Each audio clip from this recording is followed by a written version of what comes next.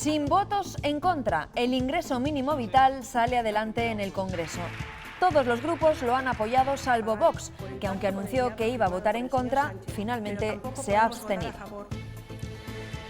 Buenos días, es jueves 11 de junio. La Fiscalía de Castilla y León investiga el protocolo que la Junta puso en marcha para atender a los mayores en las residencias. Lo hace a raíz de denuncias como la de Ana. Su madre falleció en el centro en el que vivía. Yo cada día veía en los informativos a todas estas personas mayores que salían de los hospitales y de las UCIs y yo me alegraba infinito por todos ellos, pero yo luego cuando lo veía pensaba, a mi madre no le han dado esta oportunidad. La ministra Celaá está presentando a las comunidades autónomas su propuesta para volver al colegio el próximo curso.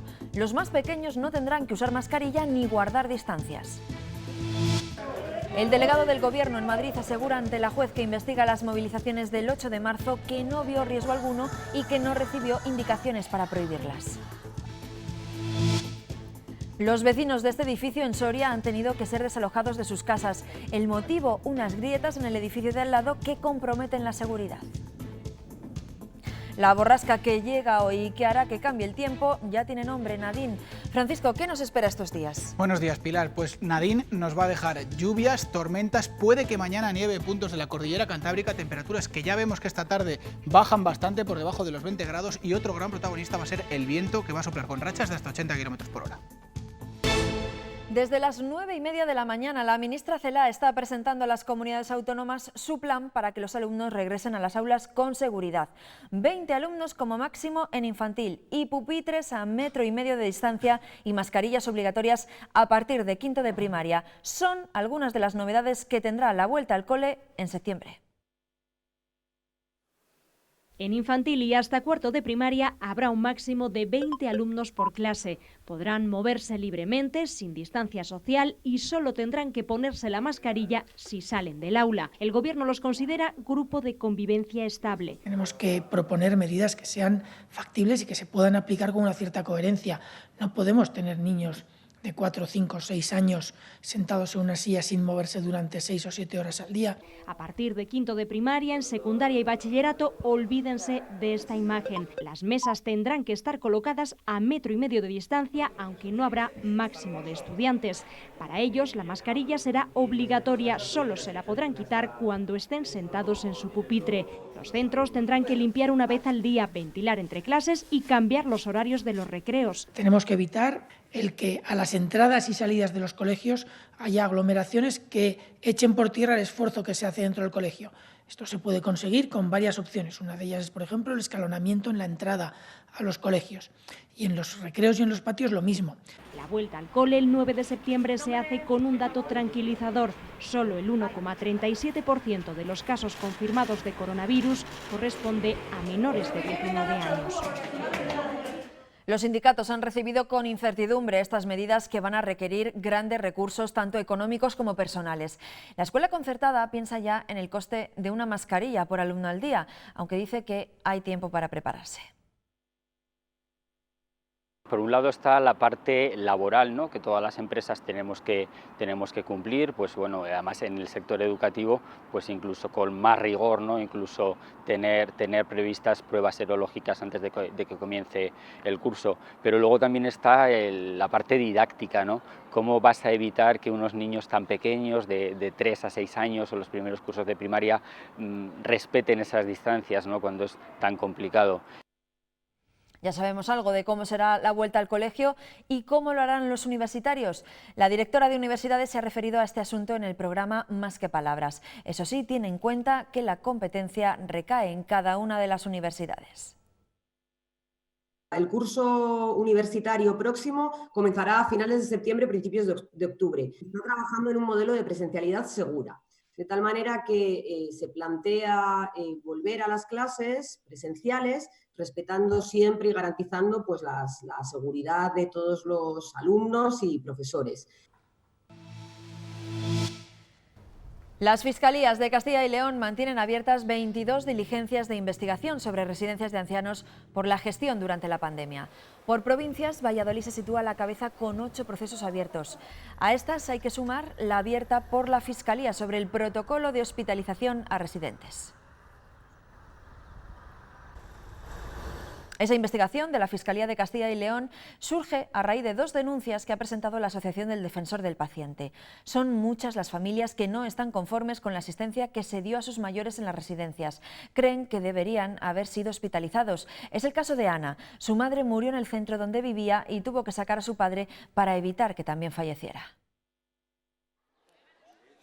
Los padres de Ana se contagiaron de coronavirus en la residencia, él asintomático y ella grave. Te dicen que tu madre está muy grave, pero que no la van a trasladar a un hospital y que lo mismo que le pueden hacer en un hospital se lo van a hacer allí, pues para empezar, pues no te lo crees. La Consejería de Sanidad había ordenado que no moviesen a los mayores de los centros. Es una situación horrible porque es lo primero, una impotencia tremenda.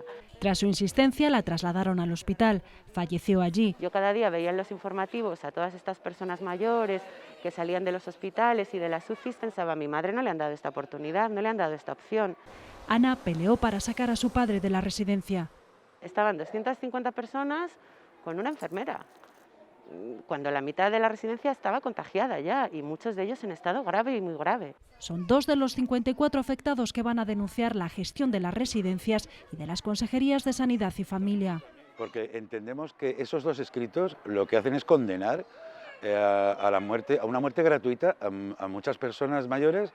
En Castilla y León han fallecido más de 2.500 mayores en residencias. La Fiscalía ha abierto diligencia en 20 de ellas. Ha habido unanimidad en las Cortes regionales para pedir que se reabra la atención presencial en los consultorios locales de los pueblos. Eso sí, ninguno de los grupos parlamentarios pone fecha. La iniciativa partió del Partido Socialista. Les vamos a lanzar un mensaje de tranquilidad para que se recupere la atención presencial en la sanidad rural de nuestra comunidad autónoma. En el bien de la unidad, del consenso y de la lealtad vamos a aceptar sus enmiendas para que hoy vayamos con un mensaje de que la política sirve. Que efectivamente nos faltan medios, pero tenemos que ser innovadores, como estamos intentando, con medidas que realmente protejan a nuestros ciudadanos y, desde luego, solucionemos los problemas. El hecho de que muchos consultorios rurales sigan cerrados preocupa a alcaldes y a los propios vecinos, sobre todo ante la llegada del verano, que es cuando se duplica la población. No entienden que se permita ir a las terrazas y a los bares y la asistencia sanitaria siga en fase 0. Este consultorio de Tiedra lleva cerrado desde el estado de alarma. Iban a reabrirlo en el mes de julio, pero ahora Sanidad les comunica que hasta octubre no habrá servicio médico en el pueblo. El alcalde, ante la indignación, ha remitido una carta a la consejera, Verónica Casado. Que los intenten abrir a la mayor brevedad posible, entre otras cosas porque nos metemos en verano cuando más gente tenemos. Para poder ir a una consulta, un vecino de este pueblo tiene que desplazarse 8 kilómetros hasta Mota del Marqués, pero aquí aseguran que las consecuencias de estos cierres van más allá. Para la gente mayor el médico es un referente, muchas veces es al que le cuentan cosas que no tienen nada que ver con su patología. En la misma situación se encuentran los pueblos de la zona básica de salud de Alaejos, donde 5 de los 6 consultorios médicos siguen cerrados. Tan solo atienden en Castronuño o bien en el centro de salud de Alaejos. El 70% de la población que tenemos es muy mayor, no se puede desplazar. Los centros comerciales, bares, terrazas estén abiertos, la gente pueda ir libremente a comprar. ¿Y por qué no se puede venir el médico a pasar consulta al pueblo? Y piden que la situación sea flexible. Que quizá tenemos que ser un poco condescendientes, es decir, en vez de 3 días tienen que ser 2. También han remitido una carta a Verónica Casado, pero en ningún caso han recibido aún respuesta. El Congreso de los Diputados ha aprobado el ingreso mínimo vital sin un solo voto en contra. El PP lo ha apoyado porque el Gobierno acepta debatir enmiendas. El resto de partidos lo han respaldado, con la excepción de Vox, que se ha abstenido, aunque llevaba días diciendo que iba a votar no. 2 ministros se han repartido la defensa del decreto. El ingreso mínimo vital debe entenderse, señorías, simultáneamente como una herramienta para la lucha contra la pobreza y una palanca para la inclusión social. Creo que es una buena noticia que el Partido Popular haya finalmente rectificado. El PP lo respalda, aunque hay cosas que no le gustan. El Gobierno se apropia de una competencia autonómica, exceptúa al País Vasco y a Navarra. asume la duplicación de la prestación. Así, el ingreso mínimo vital recibe el voto afirmativo de todos los partidos menos de Vox, que primero dijo que sí, después que no y finalmente se abstiene. No vamos a votar en contra de esta medida, señor ministro, porque nuestros compatriotas necesitan ayuda, pero tampoco podemos votar a favor. Que haya bastante consenso con esta medida no significa que el Congreso se haya convertido en un oasis político. Jolín, qué pena, chicos. Perdón. Pero ya los insultos a la exministra Carcedo desde la bancada popular es algo inaceptable. Una muestra más de la crispación que Casado atribuye a que el PSOE no acepta las propuestas del PP. Quedará muy claro para toda España que es usted y sus socios los que esparcen el veneno de la confrontación. Eso es lo que ustedes han hecho, Silencio, utilizar el virus precisamente para derrocar al Gobierno de España. Y Sánchez achaca la brusquedad política a la estrategia del Partido Popular. La mayoría de las empleadas del hogar no han cobrado todavía el subsidio extraordinario del Gobierno para darles cobertura durante la pandemia. El SEPE ha recibido casi 28.000 solicitudes. Para algunas, esta prestación, los 440 euros, es el único ingreso que entra en casa. Los sindicatos alertan de que la situación se agrava en el caso de las internas porque han perdido trabajo y también la residencia. A Marilis la despidieron de la casa donde trabajaba por sospechar que tenía coronavirus. Parece que sospecharon, pero a mí no me ha dado coronavirus y me despidieron. Hasta ese momento trabajaba 20 horas diarias. Trabajaba en el día, salía 4 horas, a veces 5. De su sueldo dependen su hija y sus 2 nietos. Son mucho gasto en la casa. Y cada día que pasa sin recibir esa ayuda es más difícil. Va a ser complicado porque no tengo ningún ingreso. Algo más liviana es la situación de María Ángeles. A mí mis jefes me han ido adelantando, me han ido pagando el mes de marzo y abril que no trabajé. El matrimonio para el que trabajaba desde hace años ha decidido pagarle los 2 meses del estado de alarma, pero aún así su situación sigue siendo complicada. Pues viviendo al día, sin hacer muchos gastos. Asegura sentirse afortunada porque en su casa logran llegar a fin de mes porque cuentan con 2 sueldos. Yo tengo a mi marido, por ejemplo, ¿no? Pero habrá gente que esté sola. La realidad de las empleadas del hogar ha empeorado más aún con la crisis de la COVID-19. Entonces las trabajadoras han quedado en una situación aún más precaria de la que tenían. Se agrava además en el caso de las trabajadoras internas, porque pueden quedar sin empleo y además sin un domicilio en el que estaban viviendo. Este sector no tiene derecho a desempleo. Durante este periodo del COVID se ha logrado, gracias a acuerdos con los agentes sociales, que exista una prestación extraordinaria. Pero de momento siguen esperando esa ayuda. Se aleja la opción del ERE en Iveco y por tanto de los despidos. Ha habido nueva reunión y se ha acordado en ella buscar alternativas de flexibilización que se van a recoger en el nuevo convenio. La dirección ha anunciado que se prolongará el ERTE actual.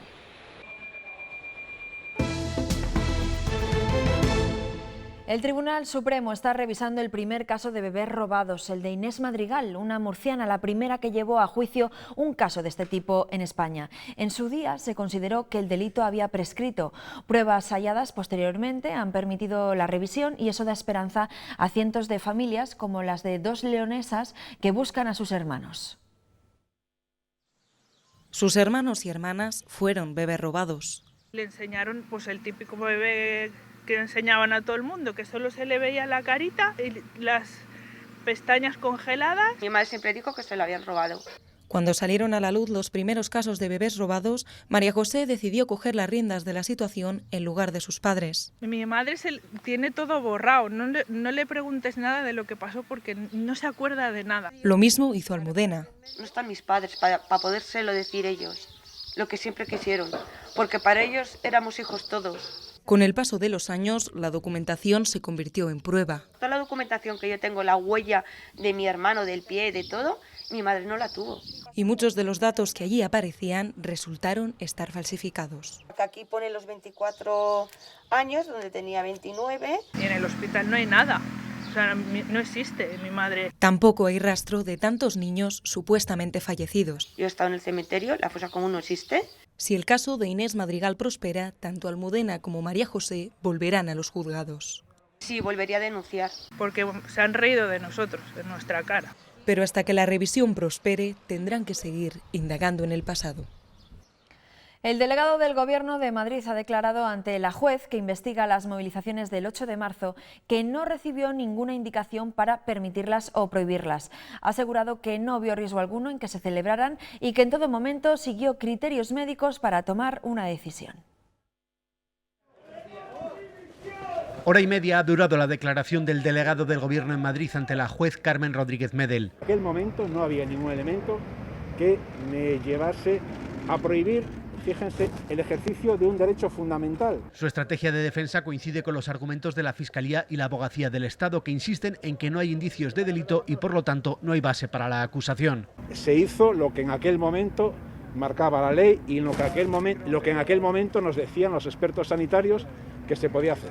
José Manuel Franco está siendo investigado por un presunto delito de prevaricación administrativa en relación con la celebración de manifestaciones entre los pasados 5 y 14 de marzo, entre ellas la multitudinaria Marcha Feminista del 8M. No está acreditado bajo ningún concepto que el incremento de casos que se dieron el día 9 tuviesen que ver con la manifestación del día 8. Además del delegado del Gobierno, esta tarde también han respondido como testigos en el Juzgado de Instrucción 51 de Madrid técnicos de la propia delegación del Gobierno. La Fiscalía recurrirá ante el Tribunal Supremo la sentencia del caso Arandina dictada en marzo por el Tribunal Superior de Justicia de Castilla y León.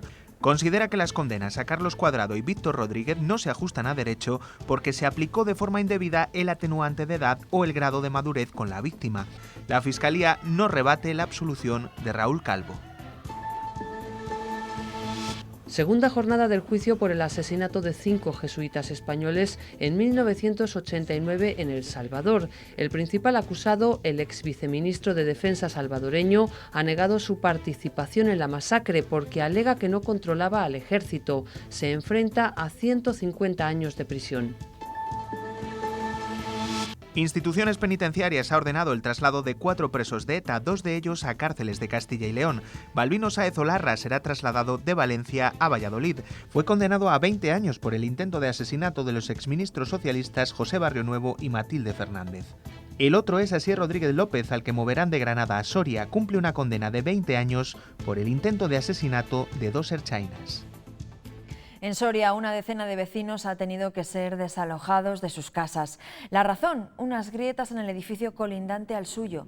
Afortunadamente no ha habido que lamentar heridos y el ayuntamiento está trabajando para reparar la parte dañada del edificio. Por lo que nos han dicho, habían puesto un testigo, se ha ampliado la grieta y nos han dicho que para casa, pero debe ser en el edificio colindante por dentro, que claro, si se puede venir abajo y se viene hacia nosotros, claro, entonces por seguridad, pues oye. Y en Valladolid continúa la búsqueda del joven desaparecido en el río Pisuerga. El equipo de bomberos y salvamento y rescate de Castilla y León siguen buscando por la zona, pero no se espera que el cuerpo aparezca hasta dentro de unos días. Aún así, los buzos rastrean las profundidades del río entre la maleza y las corrientes, con especial atención a las zonas donde hay pozas. Pues hay zonas, hay pozas y por eso te digo que los buzos saben exactamente. Sobre universidades, uno de los más prestigiosos, sitúa a la Universidad de Salamanca como la única de Castilla y León entre las seleccionadas como las mejores de todo el mundo. Sara Rodero.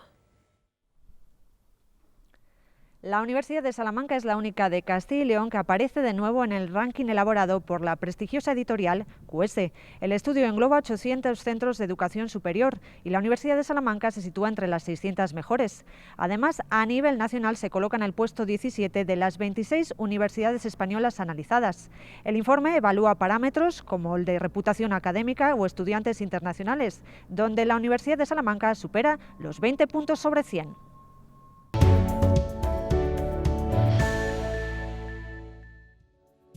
¿Qué tal? Muy buenos días. Hoy va a llegar una borrasca desde el norte, va a cambiar el tiempo, van a bajar mucho las temperaturas y vamos a tener precipitaciones, sobre todo por la tarde. Ya a primeras horas de la mañana está lloviendo en algunos puntos de montaña de León, también del norte de Palencia, y durante el día esas precipitaciones van a ir extendiéndose, haciendo este movimiento y alcanzando por la tarde prácticamente toda la comunidad. Van a ser más fuertes en zonas de la mitad norte, lo vemos en los símbolos como caen con más fuerza que en zonas, por ejemplo, ejemplo, de Salamanca, de Ávila y de Segovia. Vamos a tener también fuerte viento de componente oeste que va a soplar con mucha intensidad durante la tarde y van a bajar las temperaturas diurnas. Las máximas ayer se quedaron en puntos, por ejemplo, de Zamora y de Salamanca por encima de los 26 o 27 grados. Hoy nos quedamos en prácticamente toda la comunidad por debajo de los 20. En algunas zonas en apenas un día han bajado 6, 7 u 8 grados esas máximas. Además, en lo que nos queda de semana vamos a seguir con tiempo fresco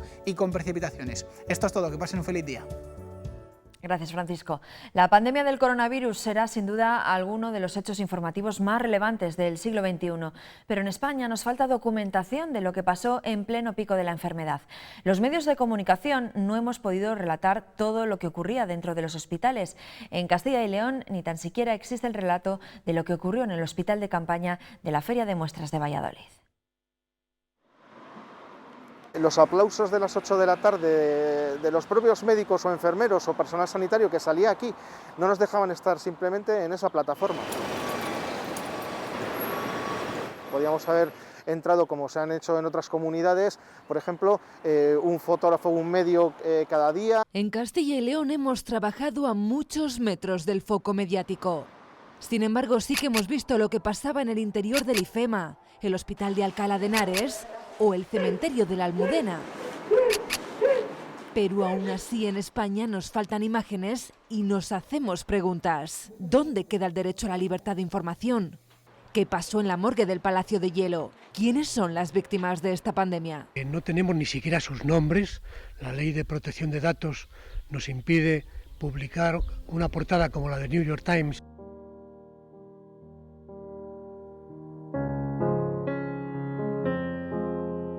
Alberto pudo retratar a uno de los fallecidos del COVID-19. Con esta foto llegó la polémica. La imagen narraba una historia que iba más allá del reflejo de un cuerpo sin vida. Contaba también un montón de gente que estaba muriendo en domicilio sin ser contabilizada. Contaba también que no todos los confinamientos estaban siendo de la misma manera, porque había mucha gente pobre compartiendo piso, hacinada en pisos. De Italia hemos visto UCIs, féretros, de Estados Unidos fosas comunes, pero aquí, en nuestro país, nos hemos quedado sin memoria gráfica. Que han faltado imágenes de las consecuencias de la enfermedad, de la muerte. Se nos ha escapado la realidad. Esa realidad cruda y dura que han vivido quienes se han dejado la piel en la primera línea de la batalla.